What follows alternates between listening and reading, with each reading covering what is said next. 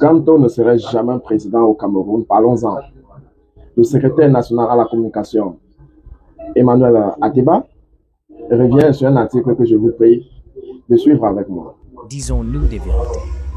Au Cameroun, les Bamileke sont le seul peuple à avoir soutenu massivement un leader issu d'une autre communauté. Les Bamilekes ont soutenu Uemiobe alors que les Bassas soutenaient un frère. Ils ont soutenu Frundi alors que les anglophones soutenaient un membre d'une communauté linguistique. Les Bétis ont soutenu André-Marie Mbida et les nordistes ont soutenu Aïdjo. Dire que le soutien d'une bonne frange de la communauté Bamilekes à Maurice Kamto est la manifestation du tribalisme relève de la mauvaise foi, car avant lui, il y a eu plusieurs leaders Bamilekes qui n'ont, mais n'ont pas bénéficié du soutien de cette communauté. Comme d'autres Camerounais, Maurice Kamto bénéficie du soutien d'une bonne partie de cette communauté, parce qu'il représente une alternative crédible et une chance pour la renaissance de notre pays, détruit par 42 ans de médiocrité et de gangstérisme. Alors, vous avez écouté le secrétaire général à la communication, le secrétaire national à la communication du MLC, Emmanuel Ateba, qui est par ailleurs originaire du centre. Et ce point de vue qu'il émet est très important en ce moment parce que le régime en place veut réussir à installer dans la tête des Camerounais que croire être du Nord et suivre Maurice Kamto, c'est trahir les ressortissants du Nord. Tout comme être de l'Est, du Centre, du Sud, c'est trahir les ressortissants. Ils sont très à l'aise avec ce genre de politique-là parce que de toutes les façons, ils sont au pouvoir et ça leur arrange.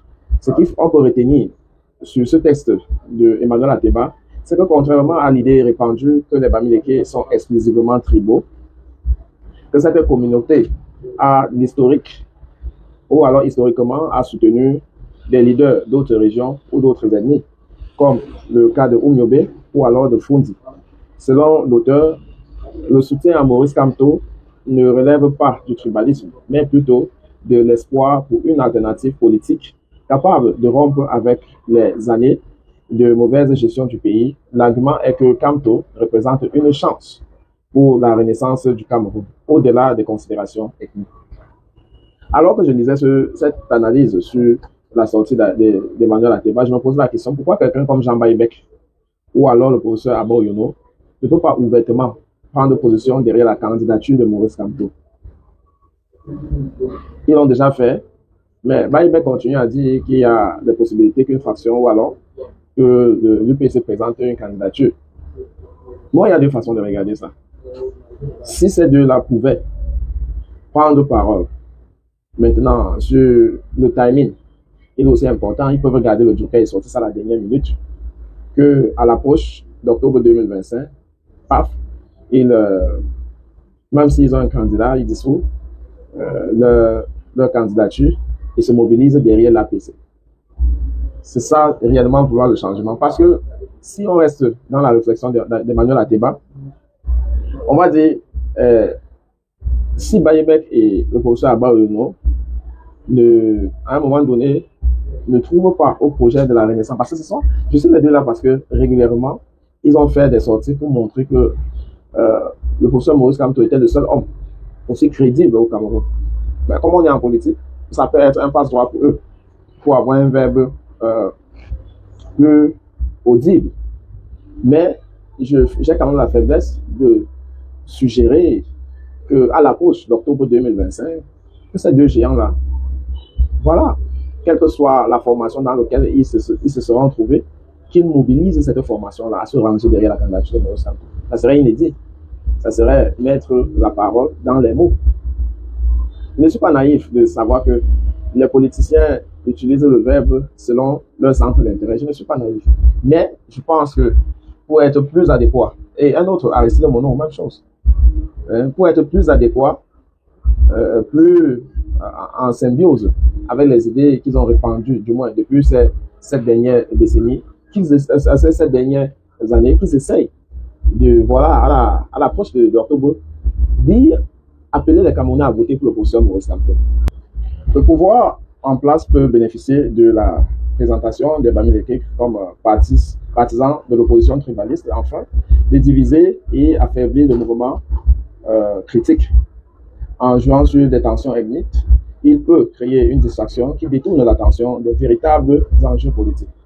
Et cette stratégie sert également à désigner un groupe comme responsable des frustrations, tout en minimisant les critiques sur la gestion actuelle du pays.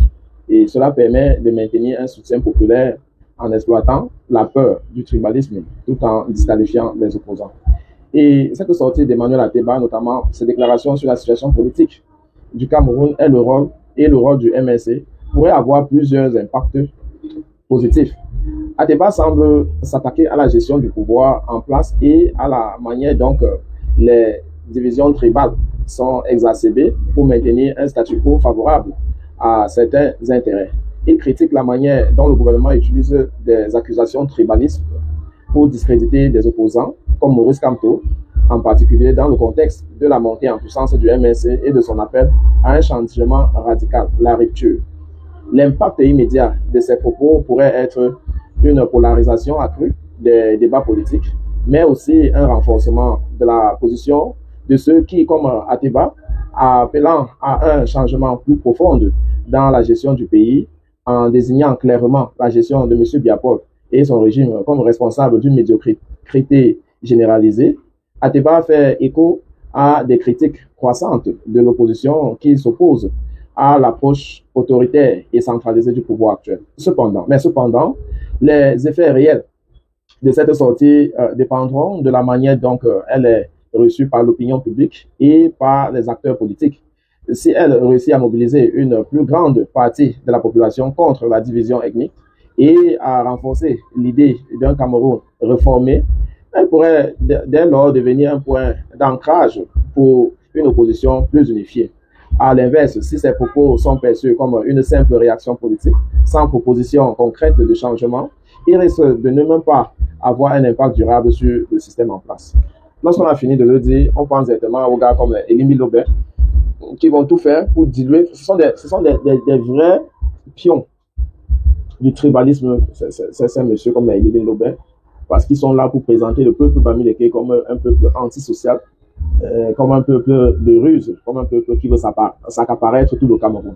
Et en faisant ainsi, ils jettent l'opprobre sur ce peuple-là, qui jadis, selon le texte, montre qu'ils ont apporté leur soutien à toutes les luttes nationales au Cameroun, la lutte de l'UPC et la lutte économique. Parce que bien, il faut vous dire qu'après cette lutte sur le plan de la citoyenneté, de la souveraineté, on a également vécu une autre époque, la lutte de la liberté d'expression, où dans les années de Braise, le candidat Fondi a reçu le soutien.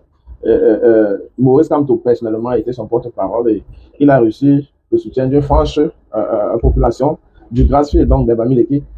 C'est pour dire que si les différentes étapes de l'histoire de notre pays reconnaissent la place très active des Bamileke dans le soutien du pouvoir, il est pratiquement inconcevable que c'est ce même tribu-là qui soit réduite à des personnes infréquentables.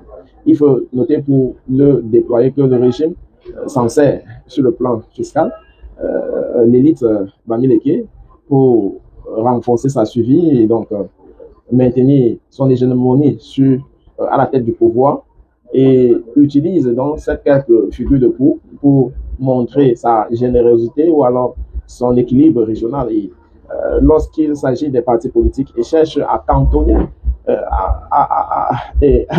ces formations-là dans leurs aires géographiques. Et ils ont d'ailleurs stationné quelques intellectuels comploteurs dans les médias. Je pense ici à Dieudonné Souba, qui est celui-là qui a le plus véhiculé la thèse du communautarisme politique, en disant que chaque formation politique faisait élire ou alors avait des fortes potentiels de gagner les élections dans sa région géographique ou alors la région du leader, et que c'est comme ça que les Camerounais conçoivent la politique, ce qui est totalement erroné de la réalité, parce que ce texte d'Ateba nous montre à suffisance que ce soit Fondi, que ce soit Oumnobe, ont largement bénéficié, souvent même, à concurrencer ceux de leur propre ethnie de soutien de Bamileke.